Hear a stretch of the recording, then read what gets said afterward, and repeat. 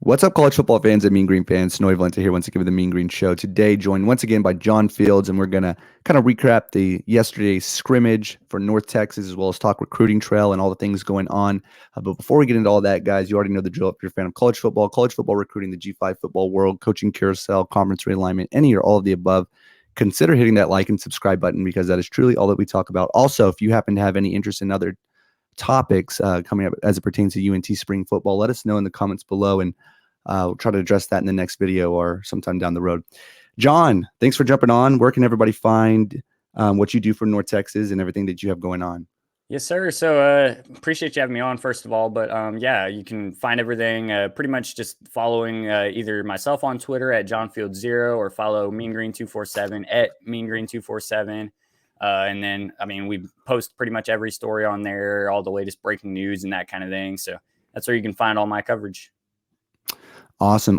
So we joked a little bit pre-tape. I said, I feel like they had pretty much the entire Metroplex on a visit yesterday, and I threw out the number of, I thought it was 50, and you said, realistically speaking, it was probably closer to 70.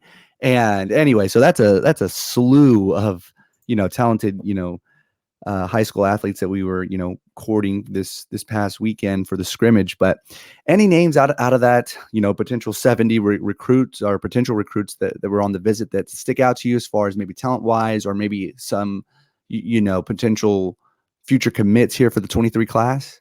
Yeah, I'm not sure. I mean, like you said, it's so many of them out there. It's hard to really pinpoint on any one of them. But yeah, I do believe the number I heard thrown around was like 70 some odd recruits out there for like the VIP Prospects Day, I think is what they were calling it basically. But yeah, it was crazy because I was out there watching the scrimmage, and just the whole one sideline looked like it was just full of recruits out there all kind of chopping it up. There were a few players on that side too. But yeah, it was just crazy to see all the prospects out there. And I mean, who knows how many of those guys end up coming to UNT, but certainly some guys out there who, looked like they were having a good time and all that kind of thing. And it'd be interesting to see because, I mean, that's kind of the future of North Texas football there. So we'll see how that all shakes out. Yeah, absolutely. I'm kind of curious as why they had such the the mass visitation a week before the spring game itself. I wonder if are they planning another one of those a week from yesterday, I guess, but I guess we'll see how that goes. But anyway, keeping on the recruiting subject for a few more moments here, got some additions to the 23 class, both South Oak Cliff kids and Keith Smith, as well as Dylan Brown Turner. And what are your thoughts on these two guys? And I know we were kind of seeing on Twitter the sock to UNT pipeline get thrown around, and maybe not, but we did get Keelan, far, hopefully I'm pronouncing all that correct, in the 22 class, and pretty talented, speedy running back, and then to have another two coming off of state title, a first one maybe in school. I can't remember I think it was the first in school history. Yeah. So anyway, I mean, any stock in that sock to UNT pipeline jargon, A and B? What are your thoughts on, Keith Smith as well as Dylan Brown Turner?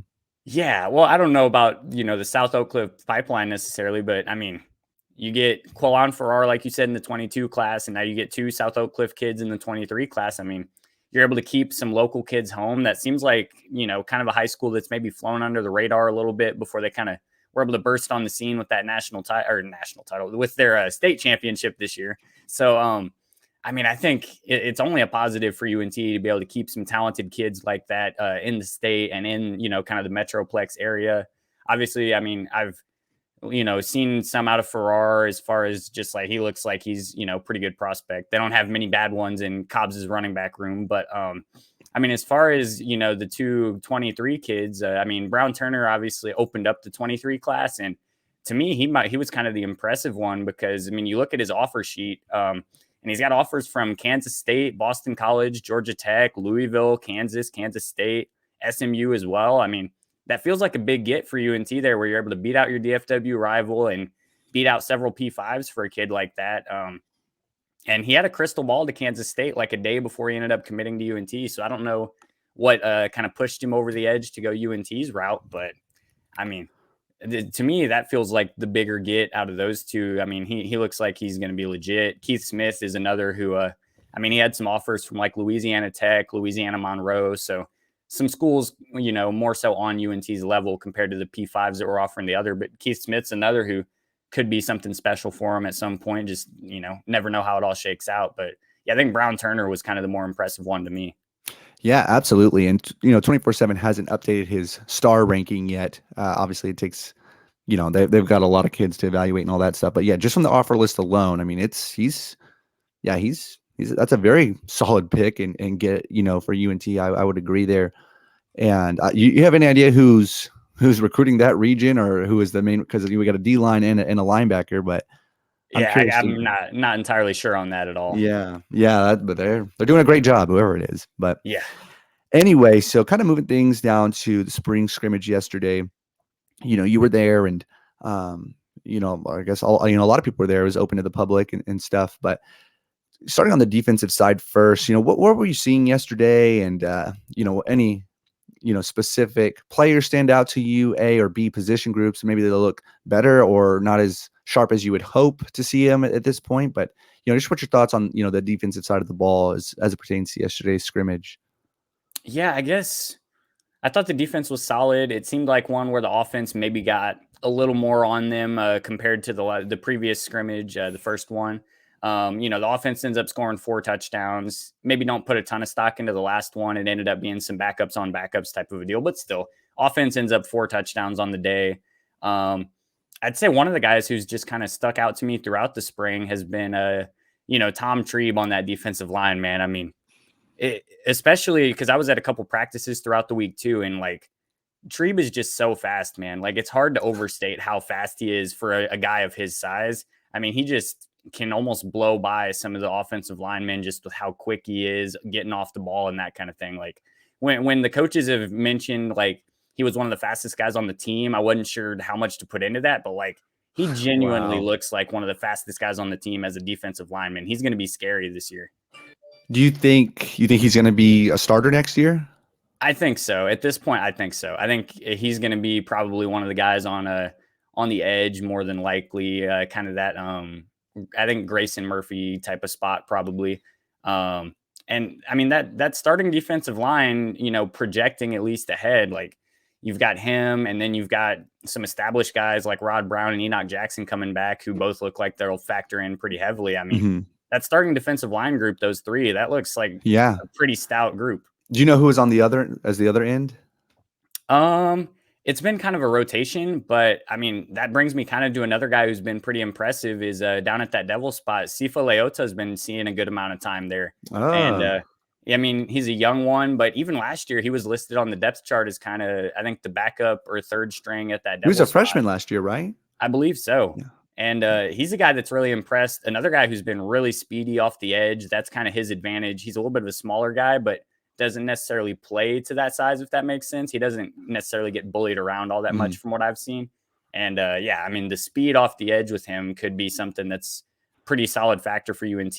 Probably gives him the ability to step out and do a little bit of coverage stuff if they need him to as well, which is what makes him attractive at the devil spot like that, where you need kind of some hybrid type of role. Yeah, that's awesome. That's awesome. Okay, what about the linebackers? I mean, obviously KD and anybody else kind of sticking out to you there? Yeah, I mean, KD's seen kind of limited time in spring because they know what they got with him. They're not going to try to get him any banged up. But, I mean, Larry Nixon's a guy who's been kind of a guy in that room for a while. He's been getting a lot of reps there. Jordan Brown's a guy who's been in there quite a bit. Kevin Wood has seen some time. I think he's been a little banged up maybe. But, no, I mean, the injuries in spring most of them don't mean a whole lot, really. It's just a guy got a knock here and there, and so they don't want to have kind of turn into a long-term issue. But yeah, Larry Nixon and Jordan Brown are kind of the guys I've seen there more so. So those are, I mean, and those are kind of the guys you'd expect. They've been factors in the past. Yeah, and then moving to the defensive backs. I mean, can you tell kind of who's in the starting lineup, or is it just kind of too much movement to really get a pinpoint on that? And also anybody sticking out? Yeah, there's been, I would say, like fairly consistent-ish group recently has been trying to think. So it's been like John Davis and Deshaun Gaddy at the corner spots, and then the safety spots. It's been Nick Nakwasaw. He's the Central Arkansas transfer. He seems like he's factoring in pretty heavily up there. And then Keelan Crosby is a guy who's been seeing a lot of time at safety as well. I think he might be a guy who could really factor in. He had 3 interceptions at practice on Wednesday. I was out at that one, and Oh, he wow. had 3 picks at that one. So he's a guy who has really impressed so far during the spring. If you remember, he started in the bowl game as well, and Yeah. he's a guy that's kind of finally getting healthy. He's had several injuries throughout his time at UNT, but seems like a guy that might factor in pretty heavily back there. He's another one I've got my eye on throughout the spring, heading into the fall. Very interesting. Yeah, yeah. I'm interested to see, I think it's Naquasa. That's a tough one, but it's, Nick Naquasa, I think, you Yeah. know, just I just think the FCS guys are just so interesting. Like, coming in with a lot of experience at a really high level and a good measuring stick, I think. So, would you guess that he rolls out with the ones, come UTEP time? It's early to say there, just with some of the other guys they have in that room, but to me, he has sort of seemed like the front runner there. And I mean, from what I've heard from his teammates, a lot of people have said he's a really smart dude, a guy that's been able to grasp the defense pretty quickly back there. So, I mean, if I was guessing at this point, I'd pick him. Very cool. Very interesting. All right, moving things over to the offensive line. Starting with the offensive side of the ball, starting with the offensive line. And, anybody, how are we doing at the tackle position, and anybody standing out to you just as the offensive line as a whole? Yeah, I mean, that is kind of the spot where I've maybe got a little bit of concern here. Just because I mean, you've got kind of the interior solidified where you've got Mose, Carroll, and Blair, switch them around wherever you want. As far as Mose could play the center or the guard, Carroll could play center or guard, but like those 3 guys are pretty solidified, I feel like. Um, but then, like, I mean, the right tackle spot with Brammer, I don't know. I mean, there's been some guys factoring in, but I'm not sure that they're 100% content with where that is at this point. And that's completely from my perspective, but I wouldn't be surprised if there's another offensive line addition or two this offseason, heading into the summer as some more guys hit the portal. Because, I think I've been a little concerned just with some of the depth on the O-line a little bit as well. But we'll see how that all shakes out. I think they're in still a solid place, especially with the foundation of, those 3 guys. Cole Brown hasn't played a ton in the spring. I think he's another one of those veteran guys. They're just not trying to get, too many knocks on or anything like that. But I mean, you'd feel pretty comfortable with those 4 guys, and then it's about who you can get to kind of fill that right tackle spot. Right, right.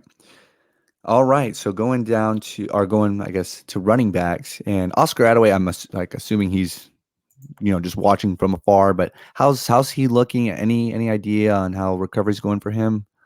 Yeah, I mean, all signs point to him, being right on track at this point, at least from everything I've seen. Yeah, you were right. I mean, he's not getting like a ton of action. Like he didn't play in the scrimmage at all, which isn't very surprising. I mean, he's not Is terribly he far removed. practicing?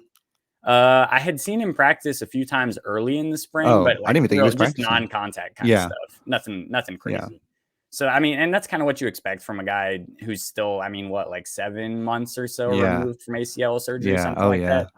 So I mean, I'd assume him to kind of come back slowly here. We'll Hmm. see where he's at when the fall comes around, but Yeah, nothing too crazy there. But yeah. I mean, like Akaika Ragsdale's been a guy who's looked pretty good. I thought he looked good in the scrimmage. He ended up with one of the rushing touchdowns. I mean, it was a short run, but Yeah.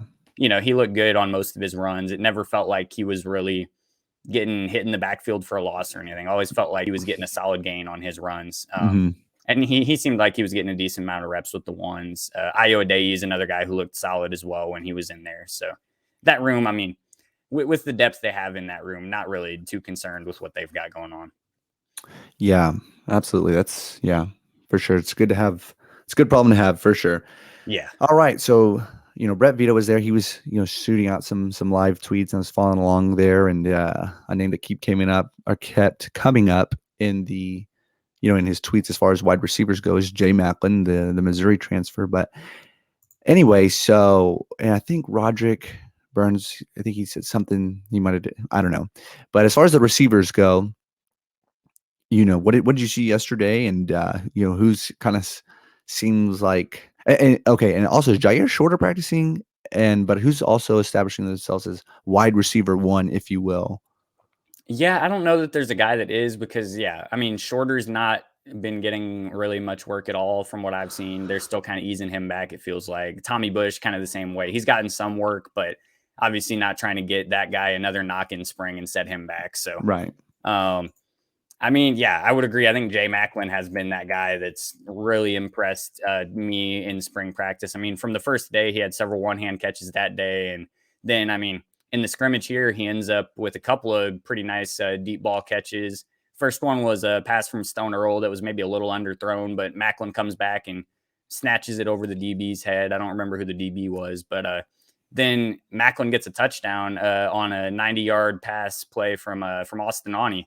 So Ani hits him down the left sideline with Lorenzo Thompson in coverage, and Macklin just kind of got the one-on-one and just beat him down the field straight up. So Macklin's looked good so far, really, in spring practice. And then another guy I kind of want to bring up is Dorian Morris. He's not a guy that's necessarily gotten, a ton of attention there. Hasn't really been a big factor. I know he kind of made the move over from defense, I think last year is when it was. But he's a guy who had several solid catches in the game. He had one play after the catch. It might have been JD Head threw a ball to him and he caught it and ended up breaking 2 or 3 tackles and going to the end zone. It was called back for normally it would have been like a sack play basically, but the defensive lineman didn't hit him. So it was called back for that, but it was still an impressive play from Dorian Morris. And I saw several catches from him where I was like, okay, maybe this guy factors in a little bit.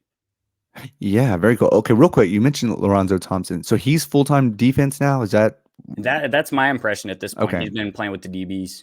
Okay, cool.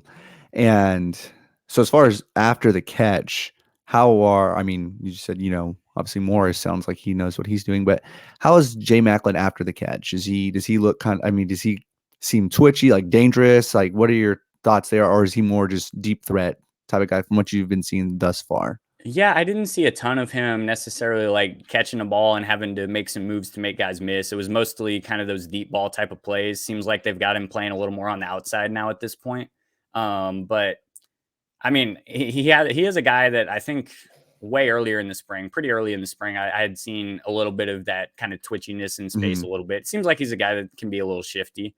Yeah. And I was going to say, if we want to talk about guys catching passes and, making some moves, Varkey's Gums is a guy who he looked good in the scrimmage for me as well, man. They got him the ball several times out in the flats, and he had a couple plays where he'd make a guy miss here and there, and he looked pretty good. I could see him getting some time as kind of that H-back kind of a guy. Okay, so the H-back, yeah, I'm glad you brought that up. And, there was a North Texas Football posted a video of Varkey's, doing somebody dirty. And, yeah, I mean, it is what it is. But anyway, do you think, okay, so H-back and tight end, right? So, yeah. So our offense presumably next year will be running back, quarterback, tight end, I guess, H-back at the same time, and 2 wide receivers. Is that kind of our?